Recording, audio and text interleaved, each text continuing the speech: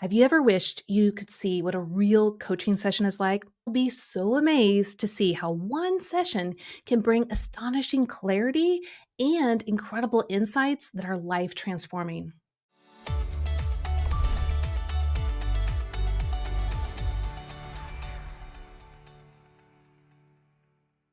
Welcome, friend, to your Enneagram Coach, the podcast. I'm Beth McCord, your Enneagram Coach. And at YEC, we are passionate about unlocking and transforming the lives of others while using the tool of the Enneagram from a Christian perspective. We do this with engaging podcasts, our insightful books, dynamic courses, and all of these resources can be found at yourenneagramcoach.com. Now, with these tools, you will have the resources you need to understand yourself and others better for lasting personal and relational growth. But we also train exceptional Enneagram coaches who are well equipped to guide you through your own personal journey so that you can be coached in a customized way. To get your coach, go to myenneagramcoach.com. But some of you out there, you're an Enneagram enthusiast. You can't stop talking about the Enneagram and giving insights to others. Well, if that's you, then get our free mini course. And it's a taste of what our Become an Enneagram Coach course is like. You can get that free mini course at yourenneagramcoach.com/mini course.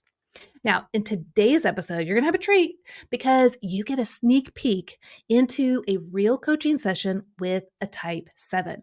Now, you can listen or watch this on our YouTube channel. And actually, I recommend seeing on our YouTube channel because I'm going to have our guide sheet on there. And then you get to see us doing the coaching session in person.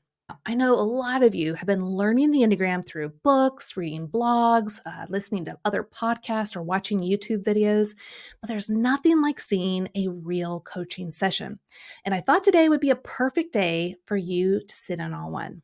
In this episode, I'm going to take a type 7 through their specific guide sheet. So we have 5 guide sheets that we train our coaches to take their clients through, one for each of the first 5 sessions, and then they move on to other things. But these first 5 sessions help the client to explore their type in a guided way that will help them to unlock and get to know themselves better. And that's what you're going to experience today. So you're going to hear us go through the first guide sheet for the type 7. Now, with all that being said, let's dive in and let me introduce you to our type 7 for today, Marty Munger. Now, Marty is originally from Alabama, but now she lives in Austin, Texas with her husband and her 2 cats. What I'm hoping that you're going to experience is this customized approach of using the Enneagram to explore her type so that she understands what's going on in her internal world and why she reacts and thinks and behaves in particular ways, both not so healthy and her healthy paths of growth. But we're going to take a dive into her own life circumstances and help her to navigate how to move better in a healthy way. Here's Marty and I in our coaching session together. Hey, Marty, it's so great to have you here. How are you doing? I'm doing well. I'm really excited to be here today. Yeah, and you're in Austin, Texas, right? Yes, I am. Good. I bet the weather's pretty nice down there at this time of year, right? It's finally getting nice. I'm not good with winter. I'm not good with cold weather. And we're finally getting days where it hits 70 again. So I'm Yay. happier. Right. You're on the upswing. Well, that's good. Well, what made you feel compelled to just like raise your hand and say, I want to be a part of a coaching session with Beth? Was there any like story or challenge or experience that you're going through that you want to kind of talk through as we go through this first guide sheet together? Yeah, absolutely. I think, and I know we're going to get into this, but that fear for type 7, I feel has really come into my life a lot more recently. That fear of whether it's being trapped in emotional pain, physical pain, like that fear of pain has Mm, really been pretty present and pretty nagging, wow. even in situations where I'm like, I shouldn't be worrying about this. It tends to sneak in there. And I think it's always a good idea Mm, to get coaching and to learn more about that. And it's the sevens world of trying to keep things happy and pain-free, but you can't always do Yeah. that. Yeah, you're absolutely right. I mean, I wish we could. That would be Mhm, amazing. But someday we'll experience that, on the other side with mhm, God. But yeah, so since we're here, yeah, we do bump up into lots of different struggles. And then there's times in life where, you can do the best you can to reframe and to be positive, but some things in life are just really hard. And so, yeah, I'd like to, explore that with you.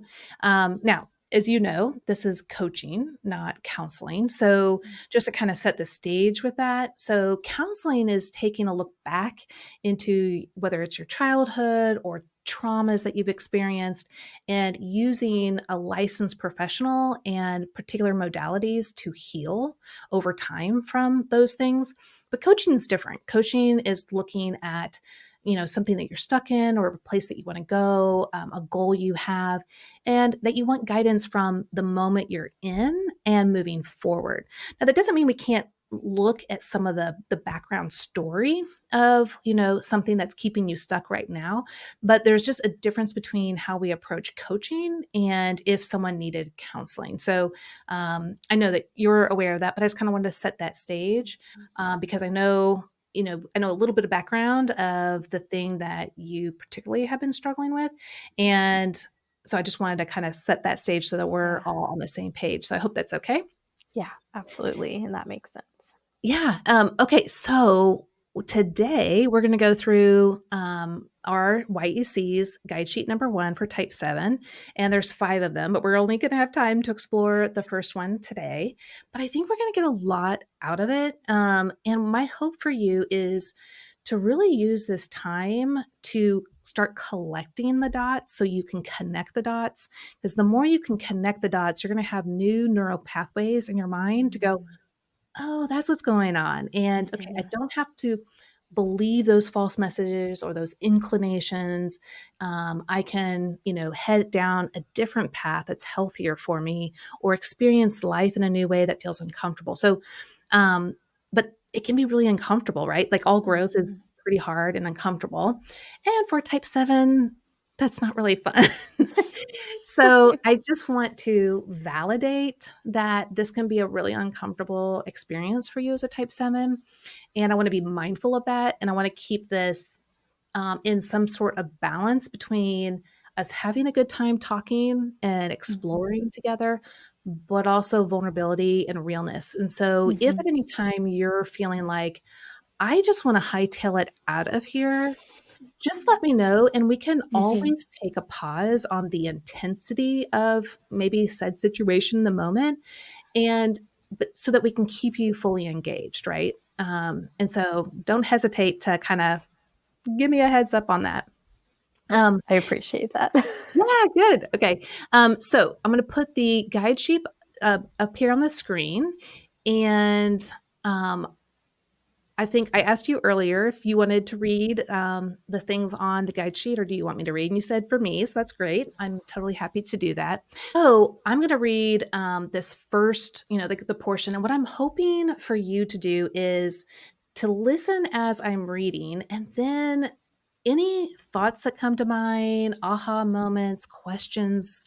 Um, maybe you're like, oh my gosh, that connects with this story when I was in middle school. The more you can talk about whatever is happening inside you in the moment, like your thoughts and feelings and inclinations, the more it's going to connect to new neural pathways so that you can actually go there more quickly, more often in the future. Does that make sense? Yeah. Okay, so what we're seeing here on this guide sheet, the first thing we're seeing is just that you're the entertaining optimist, the enthusiast, the adventurer, as some will say.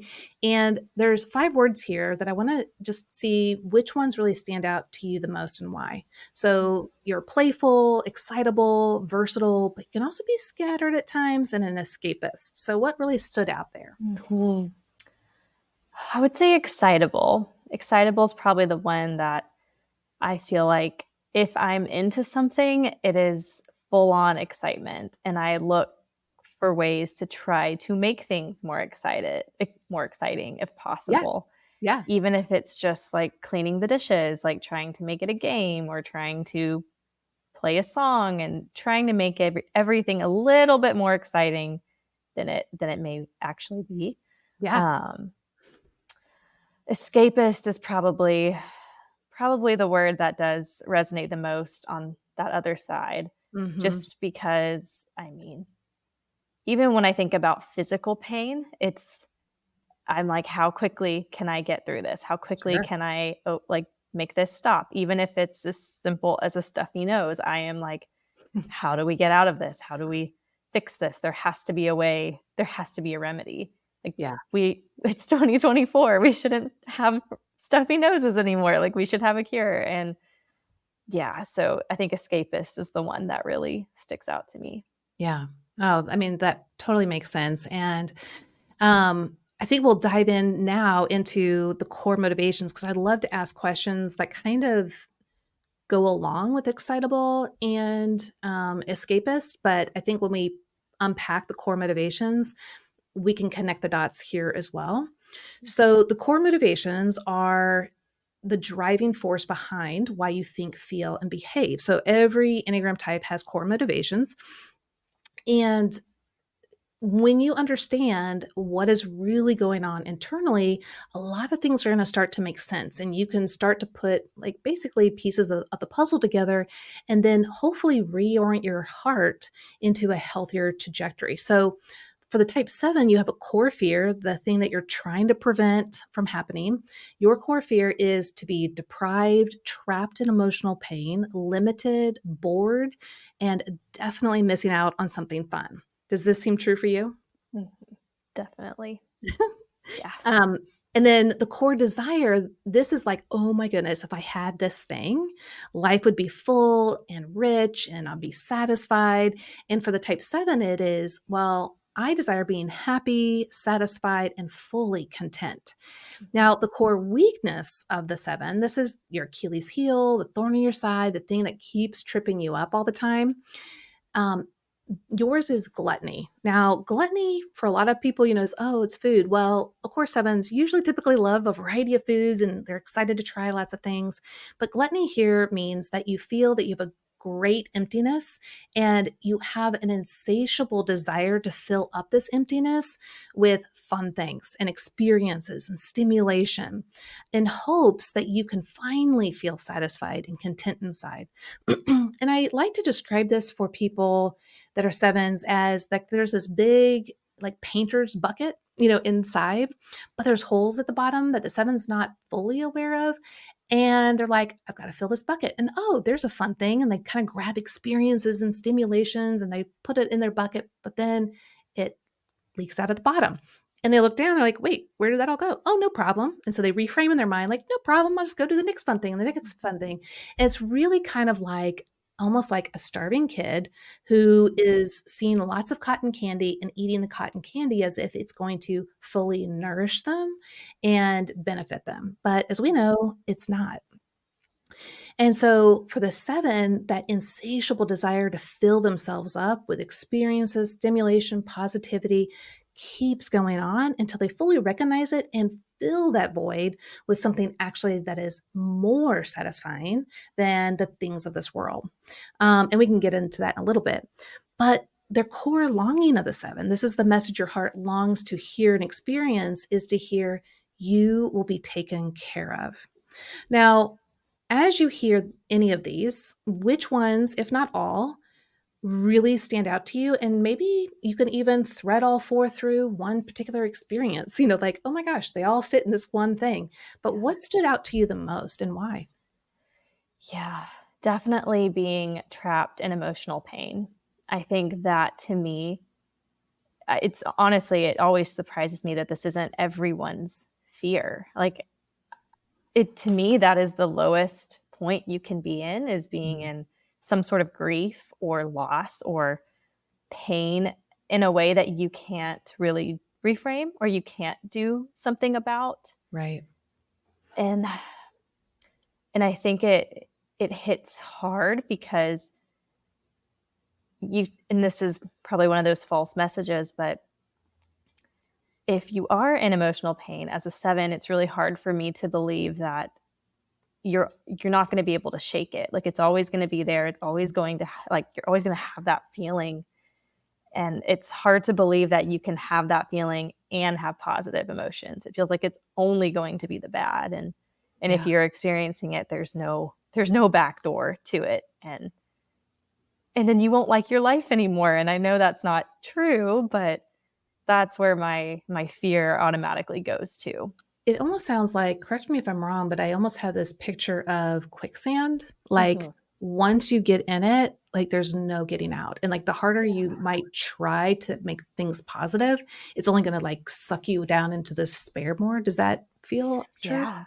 Yeah. And if you and it's also that fear of, if I'm in emotional pain, the things that used to make me happy, like, won't. Yeah. And I can't, and you just feel like you're gonna be stuck. Yeah. Mhm. Yeah. Wow. Which is also missing out on fun or satisfaction or joy. It doesn't have to be necessarily fun. It could Mhm. be just the joy of life, and, like, Yeah. you won't be able to have that, right? Right. Like, if you're not happy, then what's the point? It's like, Yeah. then where do you go from there? Like, if you can't access being happy, then it's all doom and gloom, and that's not a good place to be. So, yeah. Yeah. Yeah. Is there a particular area of your life where a lot of these kind of, like, you're like, "Oh, yeah, this all kinda resonates with this one thing that I feel stuck in." Mm.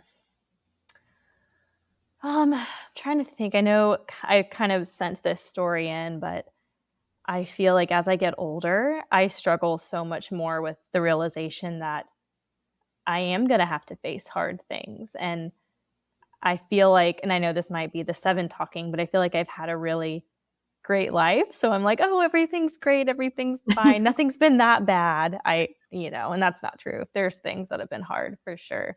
But I'm like, the older you get, the more likely things are going to be difficult, or you're going to lose people, or you're going to feel you know, different levels of pain. Mhm. And I know over the summer, my husband and I were in a pretty nasty car wreck. And Oh, at the time, it was really scary. And I've always been a pretty anxious driver. I don't know what it is about being in a car that makes me feel trapped. Like, something about it is very, like, if there are people too close to us, if there's like anyone coming in my lane, I'm on high alert, and I'm like, I feel trapped immediately. But this one was a really nasty car wreck, and we were fine. We Nothing bad. Like, we were okay, not injured. No one else was injured. So in my mind, it was like, okay, this really isn't that big of a deal yeah. because we were okay. The car wasn't, but we were okay. But then it trickles into life outside of that, where I have a ton of anxiety, like, worse in the car, but then also just the fear of, you know, losing people, or even Mm. not having the car, being limited, not being able to go places made me Right. really Yeah, upset. Like, that's right. it was funny in the moment. Like, the wreck happened, and I was like, okay, we're okay. We're all right. And then I asked my husband, he was driving. I was like, is the car still drivable? And he was like, no, the car is not drivable. And Yeah, that's when I lost it. I was like, oh no, there goes my, like, ability to get from point A to point B. And we yeah, couldn't leave the situation. I think that was the other part that was tough, because we couldn't just go, and people were yeah. coming up to us, and it was a whole thing. And I had no escape route. You have to just Mhm. be there. Right, So yeah, like, that's, who wants to be there, right? Like, that is scary, it's yeah, hard, it's yeah. Wow. Well, I'm yeah, so glad that you guys are okay. Um, and I can see definitely how your core fear and desire really played, a big role in that. Um, here you were, I mean, and you were trapped in, like, as you said, I don't know why, as a 7, I've always felt trapped inside the car. And I'd love to just take a minute or 2 to explore that. What do you think about being in the car feels that you're trapped? yeah. Like, even if I'm driving, or if someone else is driving, like, I know we can always pull over, but it's more the fact that I don't have control over what other people are doing. Like I can't control what they're going to do or come into our lane. And I think this Yeah. wreck made me very aware of the fact that, yeah, you don't, people can just come over, they can just do whatever. And it sounds very bleak, but you're very aware. It's like death's all around you at that Yeah. point. Well, I think this is and that's exactly where I was going in my mind, but I just kind of wanted to see, where, because I mean, just because I'm thinking that doesn't mean you're thinking it. Mm-hmm. So, so as I'm kind of imagining you in a car, I can really hear the sixth part of your heart Mm-hmm. being like, I can think of all the worst case scenarios because I can't control the people outside me. I can Mm-hmm. definitely, if I'm the one driving, I can control how I'm driving, Mm-hmm. but there's no guarantee about how everyone else is driving. And then especially if your husband's driving and it's not you driving, again, there's lack of control, and the lack of control I would think is just like, again, you're being deprived or you're trapped in a Mm-hmm. situation that you don't have the ability to maneuver quickly. Yeah. Um, and so I would love to kind of think through with that intact, how how do you think the core message or the core longing you will be taken care of, where would you love to see that to come to fruition? Like, let's say in the car, like, how would you love to know you will be taken care of? Because sevens in general are like, hey, no one's fully given me satisfaction in life. I've got to do it by myself. I'm fine. I've got it. But in reality, like you said, in real life, we're not fully satisfied. And it would be so amazing if someone could say, "I'll take care of you. I've got you," Mm-hmm. and they really mean it, like, they really can do it, and that ultimately is God. Um, but what would it feel like to actually experience that feeling, like, "I will take care of you," in the car? Well, I'd feel a lot less stressed. I'd feel really relieved and like, okay, everything's going to be all right. Like, no one's going to touch us. We're going to get where we're going and Yeah, nothing's going to impede that. And I could relax a little bit. I wouldn't have to be on like high alert of what's going to happen and how do we get out of it if we're in something stressful? But I would feel a lot of relief to yeah, feel that. And I think even you just saying like if someone just said to me, you're going to be okay. You're going to be taken care of. Like, we're going to be okay. It's like, okay, you're right. You're right. I can get out of my own head of listening to, you know. yes, and I think that is the first path of the 7 is like, "Okay, good. I can, like, stop thinking about worst case scenarios. Mhm. I can just move on." But that's actually not reality, Yeah. unfortunately. So there is something to be said about, let's say, the sixth part of your heart that's trying to bring reality to the forefront. Like, "Hey, there can be accidents. Didn't you see, like, this summer it happened? Mhm. So let's protect ourselves." So the six definitely is chiming in and it's there to protect you. Mhm. Now, it might be doing it in a way that's over exaggerating. Um, but we also have to honor that part of your heart and say, and validate it. Like, yeah, I get it. Like, it totally makes sense why you have concern. And even if we do know that God takes care of us, He provides for us, but that doesn't necessarily mean bad things won't ever happen. We just know that Mhm. eternally we are fully safe in his care. Mhm. And so there's the kind of the already but not yet. Okay? So the already is I am safe in the care of God. I am his beloved and he will ultimately protect me and he's near to me and he embraces me. So there is that wonderful sense. And at the same time, I think it's good for a type 7 to also embrace the reality that we never really do know what could happen. And that will also, in some sense, if you are able to be honest and real with that part of your heart and welcome it instead of, because I'm sure as a 7, it's like, be quiet, get away. Like, I Yeah. don't want to hear you anymore. Mhm. Well, Mhm. guess what? Like, what do we do when we don't feel heard by someone? Get louder. We get louder. Yeah. Yeah. Yeah.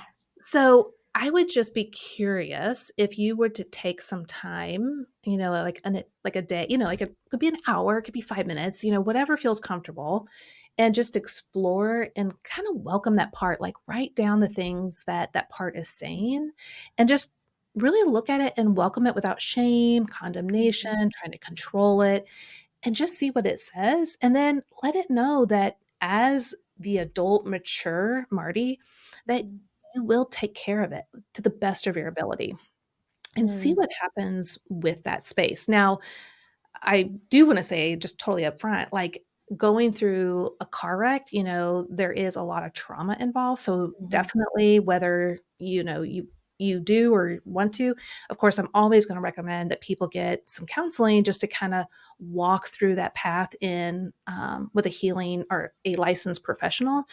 But at the same time, as a coaching path, I think there are things that we can do that helps us to not negate a part of our Mhm. heart that's trying to say, "Hey, hello, I've Right. been trying to warn you certain things." And so Yeah. what does that feel like to allow that part of your heart just to be so authentic and real and just listen? It doesn't mean you have to that it's Mhm. true, that you once you start letting them talk about it, that it's gonna be that way forever. In fact, usually when we someone does listen to us completely and fully, what usually happens? We feel a lot better. Yeah, we We feel a lot feel better. We yeah. kinda just stop talking about it as much, we Yeah. feel like a sense of relief, and so what does that feel like to maybe have some time to just let that part of your heart to unpack its fears? Yeah. That's definitely a challenge. I think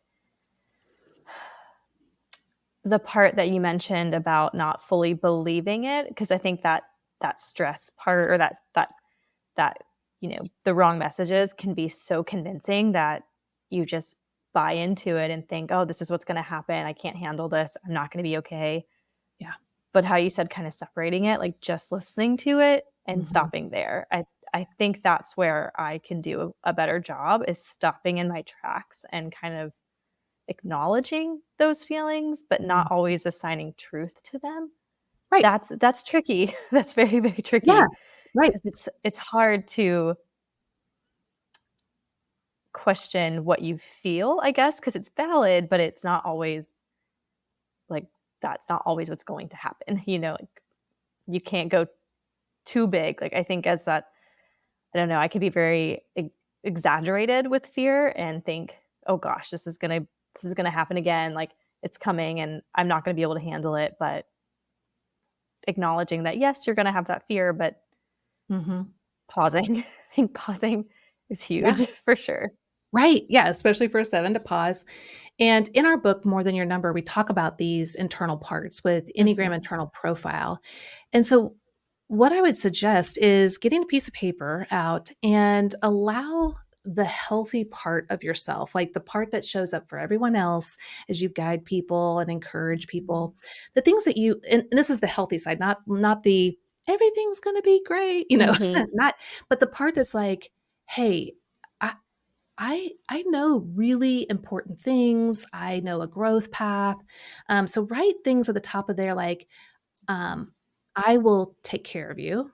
And so mhm, this is talking to that less healthy or vulnerable part. I will take care of you. It will be okay. Anything that that older part of you that is mature and feels belonged to, let that be at the top of the page. And that way, as the other part kind of unloads what it's feeling, the truth of the leader of your heart can be right in the forefront of your mind. So that way you don't just kind of spiral down and it just feels like you're just going to be swept away. Does that feel yeah, safer?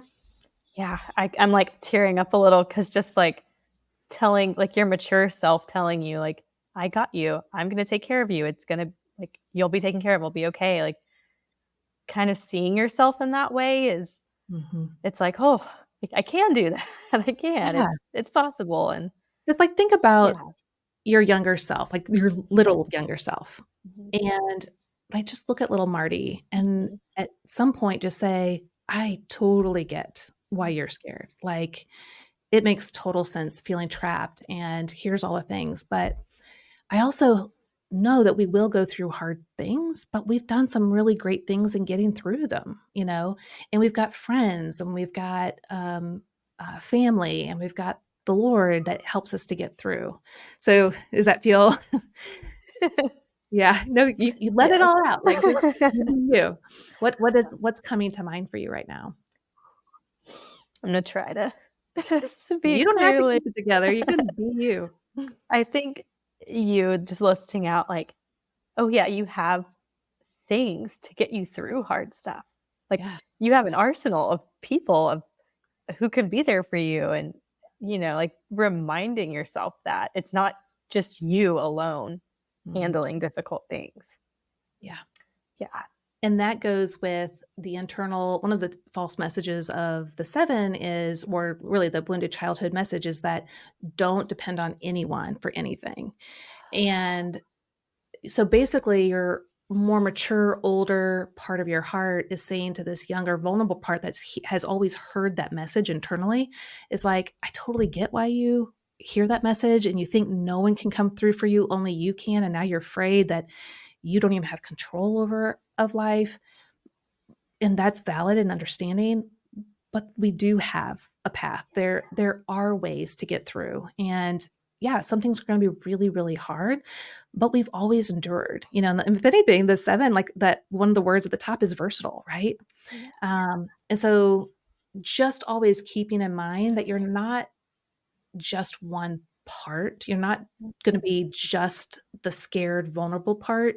You have this part of your heart, Marty, who's an adult and beloved and feels versatile and has a great arsenal to help that younger part. But I think the key is to allow that part to feel welcomed, attuned to, and cared for, so they can say what they need to say, while also not, you know, slipping into their pattern and way of thinking. So there's a difference between listening and attuning than believing and going down that rabbit hole with them. Does that make sense?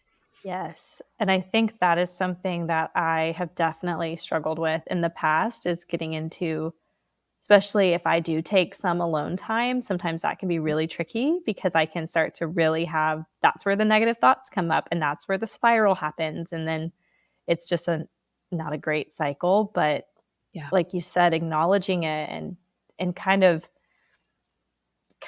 patting it a little and Mhm. then going from there is that's something I know I need to practice more because I will push things away and push the negative out until it gets too loud and then it's hard to ignore.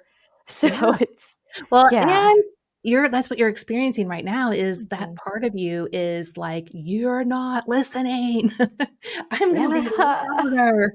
And, you know, and that's okay. That's just what that part does because they're afraid and they don't feel heard and attuned to, and so they're just doing what's natural, for them, and it's not shame, you don't have to condemn yourself, you don't have to feel bad about it. It's just is what it is, but we can change how we, attune ourselves, to the inner parts of ourselves. And again, like, that's probably, I mean, as you know, we have lots of parts. So we have our wings and we have our Enneagram paths, and then obviously our main type. So I think it's a combination right now of your main type and the 6th part of your heart that's thinking of all worst case scenarios. And that's okay, in that you can attune to that part. Mhm. Well, let's go on because I know this is going to kind of like, weave into some of the other parts of the guide sheet. So I'm going to read the first 3 paragraphs and then I'll read, well, actually, I'll read the first 4 paragraphs and then I'll read the last paragraph. And keep in mind kind of like what we've been talking about, the struggle that you have, and just all the things that we've talked up to this point, and then see what can unfold from this information. Okay. You radiate positivity and happiness, but internally, you are always longing for more and fearful of missing out. To you, life is like cotton candy, super sweet to taste, but it disappears quickly, leaving you unsatisfied and wanting more. When life is hard, you experience a deep internal struggle in your attempt to avoid all pain at all cost. When life gets complicated, painful, sad, and boring, you quickly escape to things that please you, allowing you to avoid the painful feelings that you fear. The cost to yourself as you pursue your need for adventure, happiness, and stimulating experiences is the inability to enjoy the present and feel satisfied with what you already have. You may keep yourself extremely busy to avoid dealing with internal anxieties, sorrow, and boredom. Putting painful things out of your awareness or reframing suffering into something positive without truly dealing with it always shows up into counterproductive ways throughout your life. You can struggle in relationships becoming scattered, uncommitted, and unreliable. People close to you may get frustrated when you feel that you value new experiences and things more than them. Your tendency your tendencies can hinder emotional depth, which often involves walking through challenging emotions and pain together. So, what stood out the most in that section for you and why? Mm, okay, there were a few. Let me go back. Let's see. Sure. Let's see. Putting painful things out of your awareness. Mm, Um, I will do almost anything to avoid hearing something sad, like watching something sad.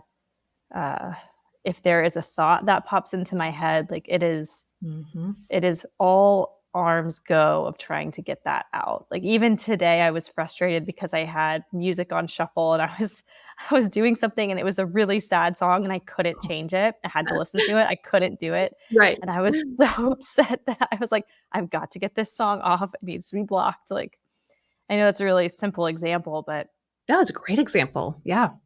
I mean, but it that's the beauty of the Enneagram because it goes back to those core motivations. And even as simple as that song, you Mhm. can become aware of like, oh, well, that's why I want this song off.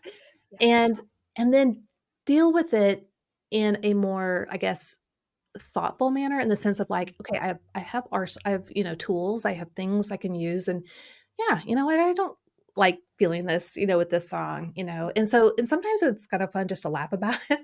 Yeah. But that's a great example, even if it's the smallest example. Um, it highlights the importance of understanding what's going on, right? Mhm. Yeah. Yeah.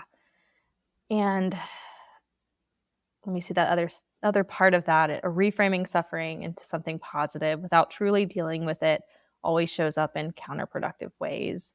It's Hmm. kind of going back to what we were saying with if you don't acknowledge it, or if you try to put it away really fast or move on, it's going to come out in other ways or seep out in different situations. And that's tricky because I sometimes just don't even realize that I've pushed it away until, Right. it comes out later. And yeah, it just magnifies emotions more, I Yeah. think, when when it is seeping out. And then I'm like, why is this thing making me so sad? And it's almost like that's kind of why that song makes me so sad because I'm not Mm. dealing with, the heavier Yeah, things. And then I hear a song and it's like, why am I crying this hard? you know? Yeah.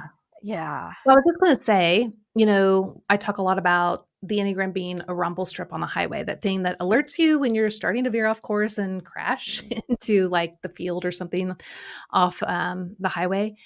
So, it sounds like when even like we said, even the littlest things that the sad song comes up and you just wanna turn it off, but you can't because you can't get to whatever device it is to switch it.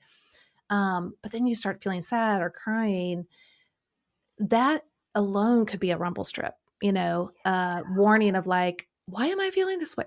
Yeah. Oh," you know, "there's something I might not be dealing with," and it doesn't mean you have to deal with it right now in the moment. I think there's something to be said about acknowledging how you've been designed and wired. So as a 7, naturally jumping to the next fun thing and Mhm. reframing that you realize that in order to really navigate your heart in places that are hard, you really have to set yourself up for success in that. And that's kind of what I was saying, like writing those things on that piece of paper, like Mhm. reminding yourself of like the adult part of your heart, the mature part of your heart, writing down those things are true so that as you Mhm. unpack things, you've set yourself up to be able to actually go into those hard Mhm. places with more resilience. Does that make sense? Yeah. Yeah. I think you just saying writing down the things that are true, that really resonates with me because Mhm. if I don't have like something to hold on to, I won't have the resilience. It's if you Right. don't address things, you almost don't have the stamina for when things do get hard or get complicated. And yeah, writing down things that are true, that I need to do that more consistently. And it Yeah. doesn't and it sounds crazy because it's like, yeah, I know what's true, like, but then I'm like, but do I really? Am I really being honest with myself on I think and that's where I love the language of parts because a Mhm, part of you totally believes it's true. It mhm, lives the truth. But there's a part of you that doesn't believe it's true, hopes that it's true. I mean, there's mhm. lots of different things that are happening Yeah, within you. And that's where it's good to just accept that it's okay that there's different parts that have feelings or viewpoints. And when I say okay, it's not like it's okay, like, let them run amok, we're not mhm, it's the opposite. It's like, yeah, we can welcome it and acknowledge it and not shame it, but we also wanna guide it and lead it into what is actually truth. mhm. And so that helps us to not be as scared of these parts of us, just like we just want people to hear us out, and not to be afraid of us when we're having a Mhm. down day. And so that's kind of the approach to take. So Yeah, was there anything else in those 3 paragraphs that really stood out to you? let's see. Your tendencies can hinder emotional depth. Mhm. That makes me kinda sad because I try really hard to have a lot of emotional depth for other people, Mm. Mhm. and I know when I don't allow myself that, it's I'm not doing myself a service on being able to, give that to other people. And I think that's one of my biggest frustrations is when I am perceived as surface level or not deep.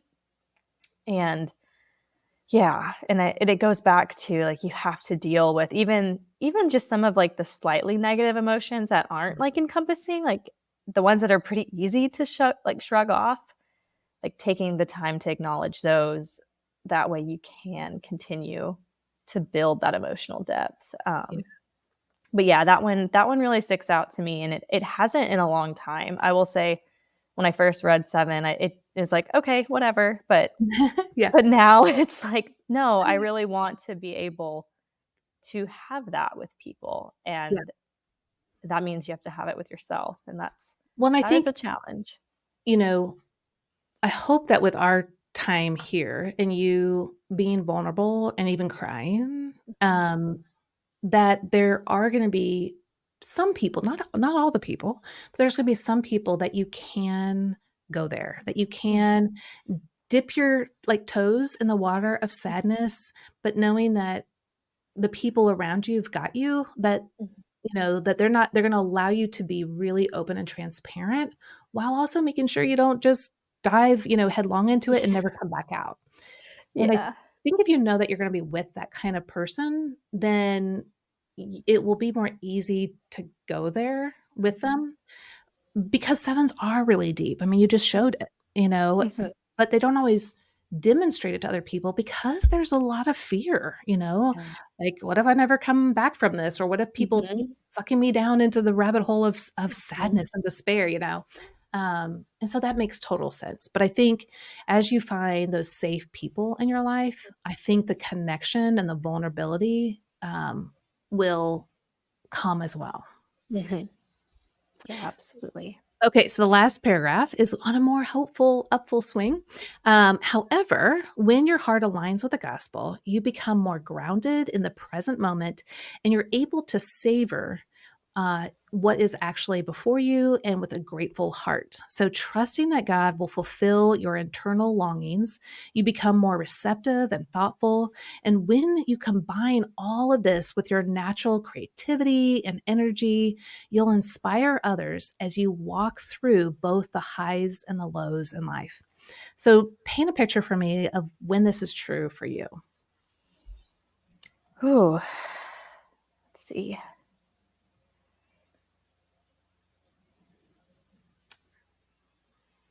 I think it kind of goes back to recentering myself on really understanding what is true. Because when I'm Mhm. like, okay, I can get through things, or I have my people, when I am a little bit more aware of what's really happening, um, then I can be a little less scattered and all over the place. Um, and that's when I can kind of be more in that center of creativity and energy, Yeah. and being more grateful for what I do have. I think I can lose sight of that a little bit, Hmm. or obsess over it too much, where I'm like, oh my gosh, I love, like, this sounds silly, but like, I love my cat so much, and he's really old, and I'm now like Oh, worried I'm gonna lose him, yeah. and and my husband said to me, he's like, you've got to enjoy the time you do have, and it's and that's like, that's sad, but it's so true. Like, Yeah. you've got to enjoy what you do have. Yeah. Um, yeah. And Yeah. it's hard. It's a hard lesson for me to remember, but when I am in that place, I'm a lot lighter, a lot more just in tune and happier. Mhm. Yeah. That's really, really insightful. And yeah, that is going to be really hard when you don't have him. But man, the sweet moments that you can have now that will carry with you are going to also be joyful in in the future too. So I loved how you kind of connected those dots with this. Um, okay, so on the back side, we're going to talk about Enneagram Paths. So this is the two numbers you're connected to on the Enneagram symbol. So for the 7, that's type 1 and type 5. And if people are looking at this on YouTube, you'll see it clearly. If not, I'll try to explain that there are 4 boxes here with the Enneagram symbols in each of them. And the first box is the stress path. And this is when a type 7 moves to the average, the unhealthy parts of type 1. Like, you don't become a 1, but you can take on some of the attributes of a 1. And what that will look like is the type 7 can impose restrictions and limitations on yourself to be more productive. So, like, you get really kind of on yourself, kind of critical. You can also notice and point out imperfections, wanting yourself and others to live up to higher standards or ideals. And then they'll get upset with and become critical of others when they're preventing fun from happening or Mhm. experiencing fun from happening. Um, a great example of this, I always love this example. It was in The Office when it was Michael Scott's birthday, but it would also happen to fall on the same day that Kevin was going to hear from the doctor if he had skin cancer or not. So everyone was focusing on Kevin and the potential of skin cancer and totally ignoring Michael's birthday. And I mean, you could see that one coming out getting really kind of critical and, Mhm. just all the things. That's such a great example of how the one can show up because a lot of times people are like ones because or sevens can be like ones. It's like, yeah, they really can. But a lot of it Yeah. goes back to the sevens core motivations. When those are being prevented or happening, they can move to that one space. So where in your life has that one showed up? I have a very, very similar example to that, like, similar to The Office, where not that gloom, but, not that bleak of someone getting cancer results. I It was maybe my, I wanna say, like, 16th birthday, and my birthday falls near Thanksgiving, so our whole family is together, Hmm. and I remember being so frustrated because we were at a place where there were a lot of wineries, and being 16, there's not much to do at a winery. Right. And I was so angry because I was like, it's my birthday, and you're taking Right. me to places that I can't do anything at except maybe eat some crackers and maybe eat some cheese. And I was So so mad. bored. I was so bored. And I was a brat all day because I was like, why are we doing this? on my birthday and kept trying to like bargain my way to get things like, can we go to this shopping center? Can we go to this place? Like, can we do this once we leave this winery? Like, trying to somehow sneak in my way. And it turned out by the end of the day, we didn't have time for those things. And I was very prickly. I was I very would much in my one. That's so funny. I brought up that same example. I had no idea. That's so hilarious. I But that know. is sad. I mean, your sweet 16th birthday and you're totally Yes, bored. but we had plans for my birthday another day. I am not. Yeah, I feel like we did. I Like we know, had but yeah, things, but it that's was the hard because day. 'cause the 7th's like, "Well, I can experience fun on my birthday and the other day too." Yes.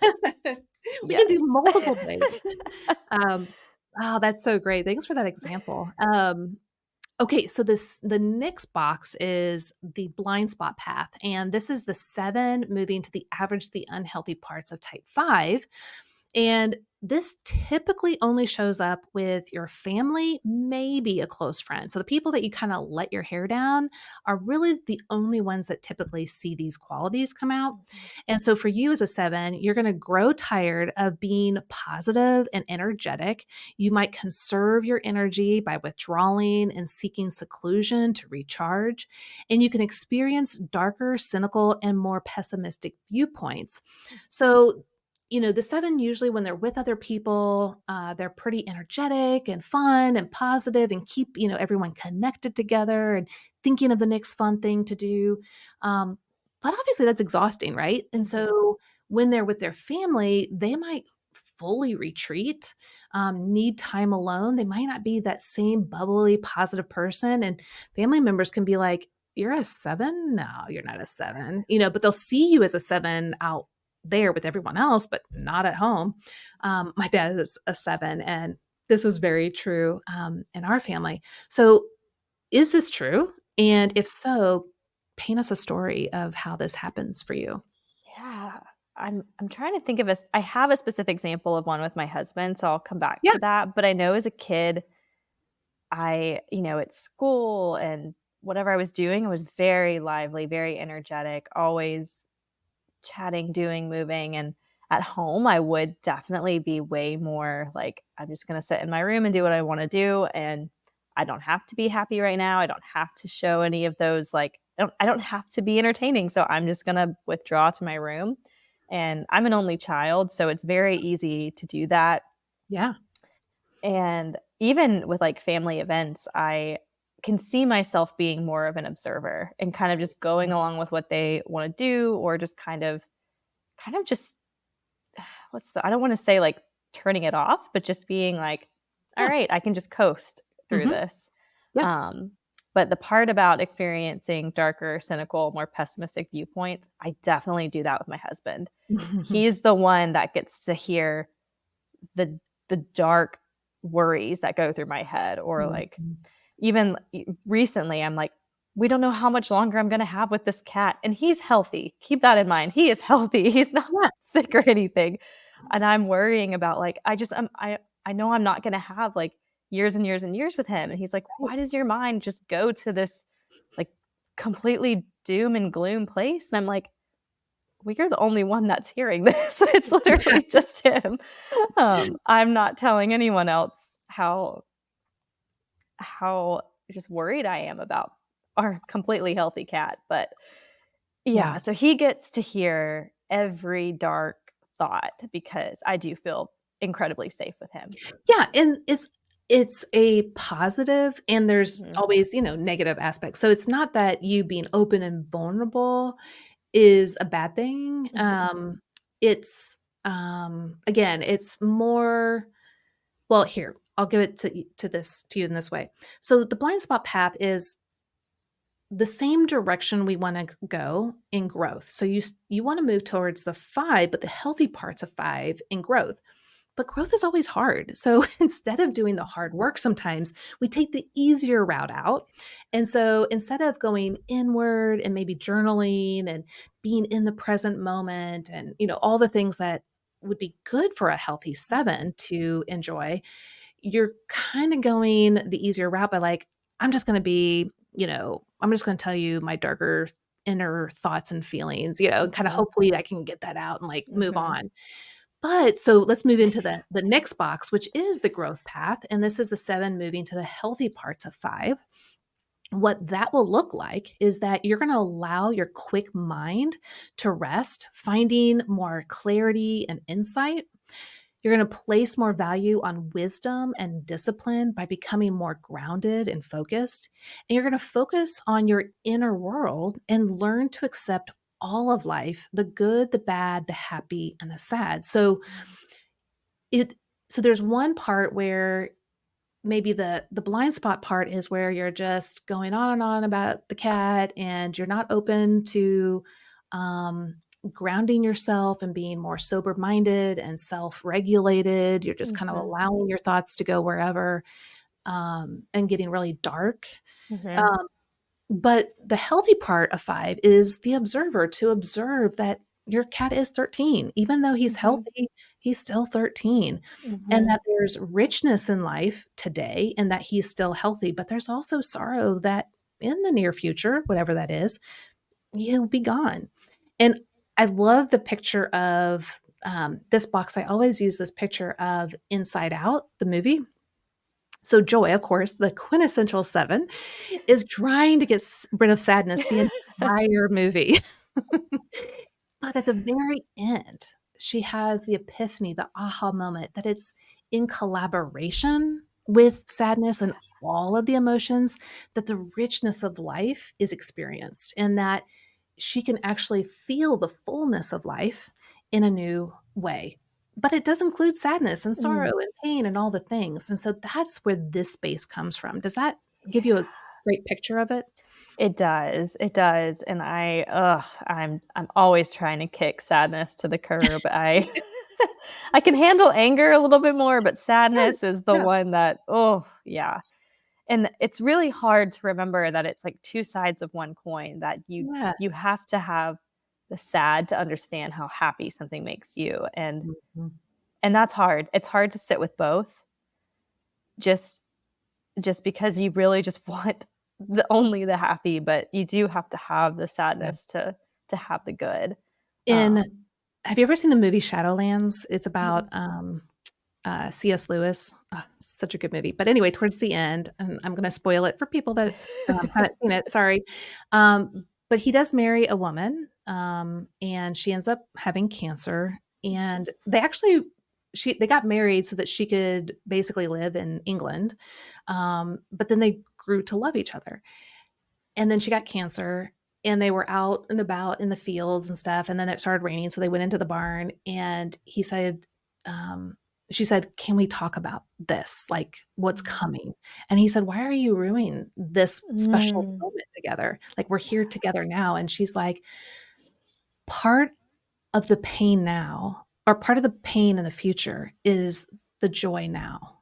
Like, mm, so we want to embrace the joy in its fullness, knowing full well that the more we enjoy life, especially with others, it will and can lead to pain later.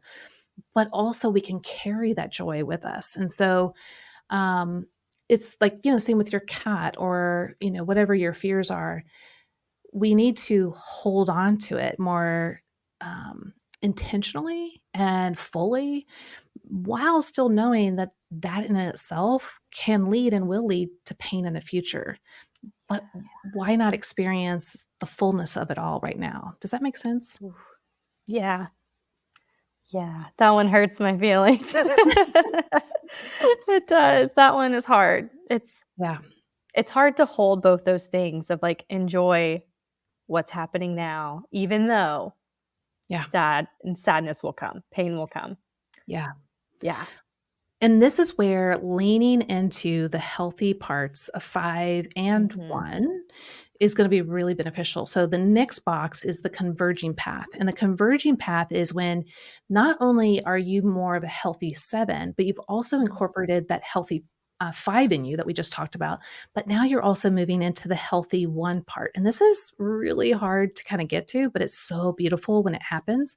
And for a 7, you're gonna learn to accept life as it is and live for a higher purpose.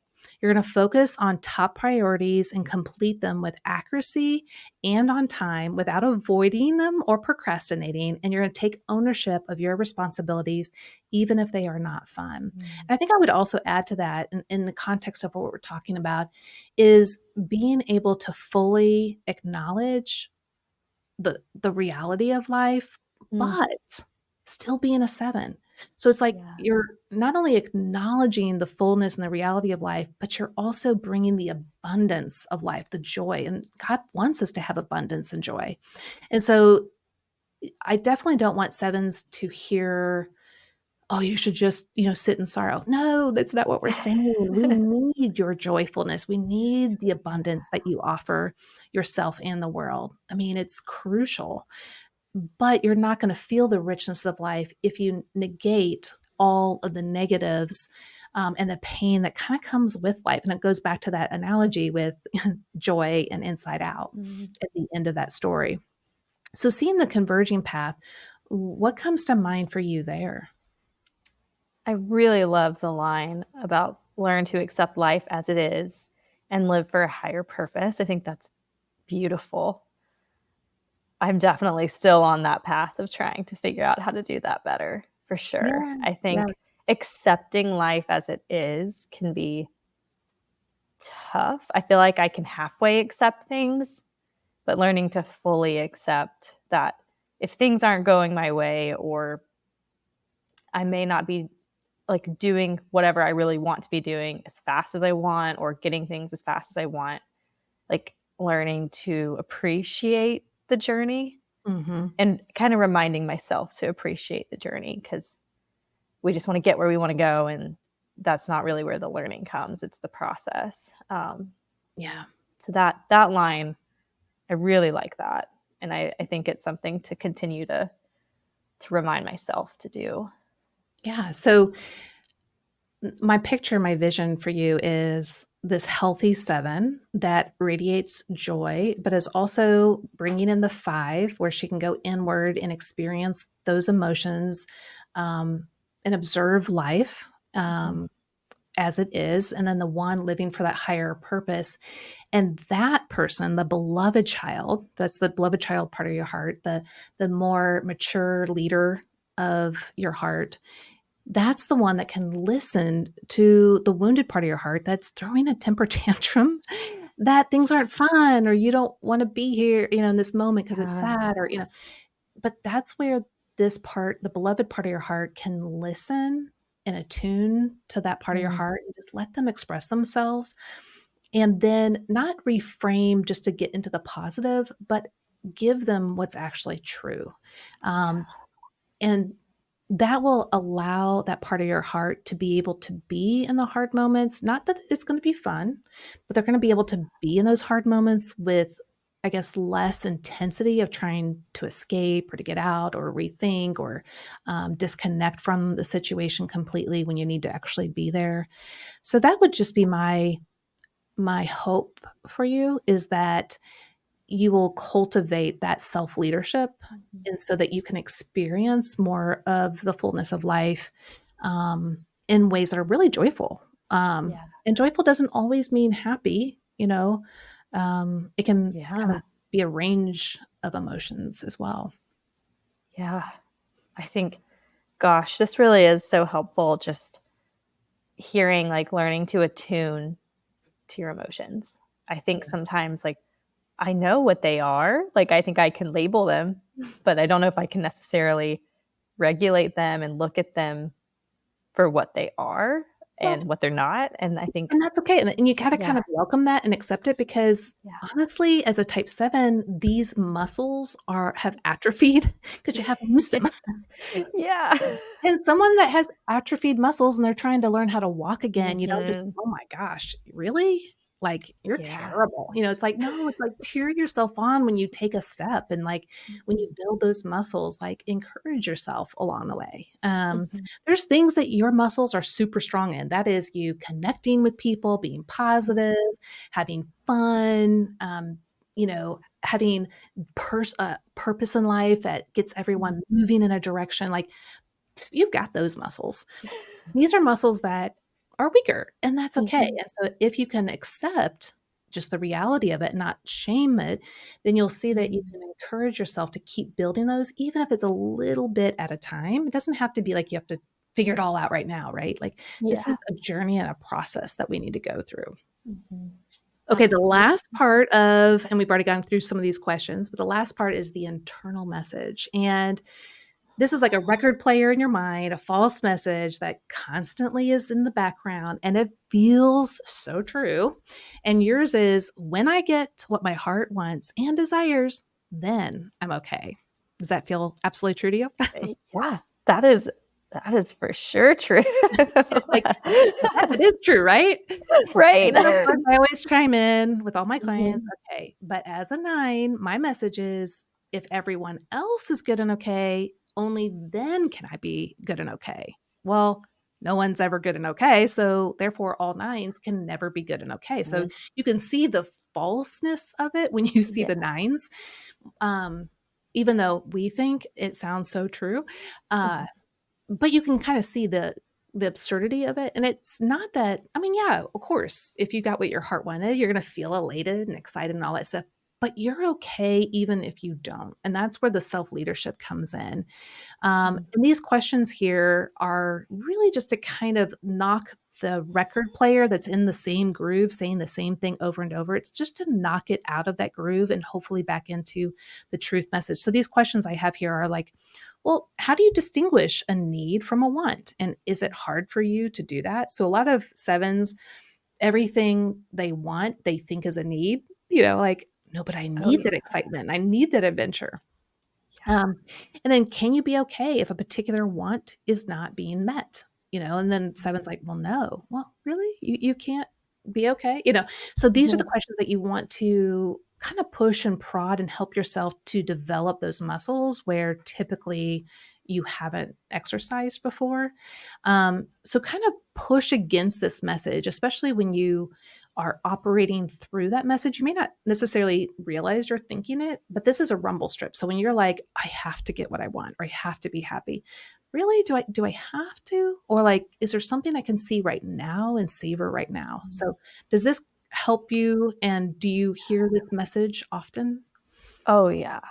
Oh, yeah. Even if it's like, "Oh, if I can just not feel that pain, I'll be okay. If I can just not be scared or not worry or not, have that negative emotion, then my life will be great. Like, if I Mhm. don't ever have difficulty, then life will be great." Yeah. And that's just it sounds so true, but it's not. Yeah. And yeah, that distinguishing between a need and a want, I think Mm. that really does tie back for me, especially when we're identifying what feelings are true or what's really true in that moment, because Yeah. that's where I think I can really focus on, okay, I don't have to be okay right now. I don't have to get through this as fast as possible. I don't have to stop crying as fast as possible. Yeah. I Yeah. need to give it the time it needs. Yeah. Yeah. And that will feel awkward and weird at first, Mhm. but as you do it more and more, it will never be like, "Oh, I could totally do that. That's easy," because you're still gonna always be a 7. It's not like you're not Yeah. gonna be a 7, but you'll experience the other side, which is so beautiful, but so hard, right? Yeah. And so I just encourage you to continue to, write down what the leader part of your heart, the beloved part of your heart would say in moments that aren't in the situation at hand. Mhm. And so that way you can coach yourself Mm. back into what's true. Um, and I think that would be really helpful, especially in those moments like you were experiencing with the potential of death or being Mhm. trapped in sorrow and grief and pain, and that it will never end. So acknowledge those, attune to those, let those be heard. But I would first, as the 7, set yourself up for success and to write down what is really true from the leadership part of your heart, so that it feels propped up to be able to hear the hard things that can really um, kind of knock your feet from under you if you're not ready for it, if that makes sense. Mhm. Well, has, Absolutely. has this been helpful? Yeah, it's been very helpful, and I always try to pay attention to timing in my life because I think God's timing really does mean something. I think he Yeah. always tries to teach us things through timing, and I've had kind of an emotional week, so this has been really nice to actually have at this time and talk through these Mm, things at this time. I'm So, so glad. it's been Well, helpful.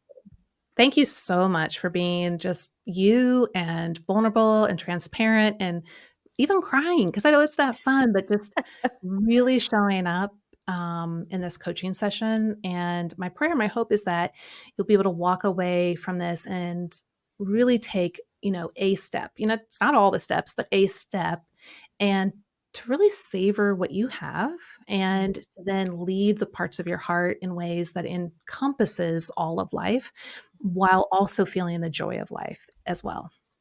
Absolutely. Well, thanks, Marty, for being with me today. Yes, absolutely. It was great. Oh, I am so thankful that Marty was able to be so open and transparent and vulnerable of what's going on in her internal world. That's not easy for a type 7, but I hope that you gain some real key insights in what it's like to be a type 7, especially when there's parts of your life that are hard or you're having to wrestle through things. And I hope that you got to see her aha moments and how she's using that to move forward in life. In fact, she has partnered up with some other Enneagram coaches and created a company called Work Coach. You can find her at workcoach.co or at our directory at myenneagramcoach.com. You're an Enneagram enthusiast out there and you thought, this looks really fun. I would love to help people to grow and it to impact their lives and their families. Well, you can become an Enneagram coach. The first step, I would say, is to get our free mini course and just see what it's like. You can get the free mini course at yourenneagramcoach.com/mini course. Thanks so much, friend, for joining me today. I hope you really enjoyed the coaching session again. And join us next week as you get to hear a coaching session with a type 6. And always remember, the Enneagram reveals your need for Jesus, not your need to work harder. It's the gospel that transforms us. Okay, I'll see you guys next week. Bye bye.